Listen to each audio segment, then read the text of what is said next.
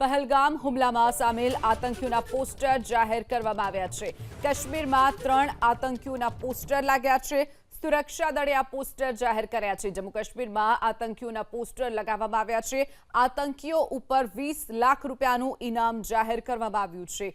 જે રીતે TV screen પર આપ દ્રશ્યોમાં જોઈ રહ્યા છો, જમ્મુ કાશ્મીરમાં આ દરેક ગલીઓમાં આ પોસ્ટર લગાવવામાં આવ્યા છે। આતંકીઓના આ પોસ્ટર લગાવવામાં આવ્યા છે।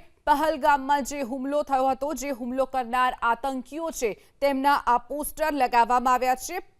આતંકીઓ ઉપર 20 લાખ રૂપિયાનું ઇનામ જાહેર કરવામાં આવ્યું છે। શોપિયામાં અલગ અલગ વિસ્તારોમાં આ પોસ્ટર લગાવવામાં આવ્યા છે।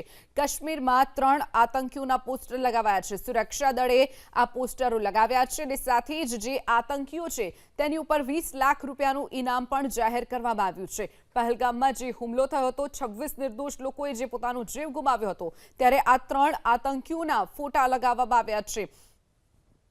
શોપિયામાં અલગ અલગ વિસ્તારોમાં આ પોસ્ટર લાગ્યા છે।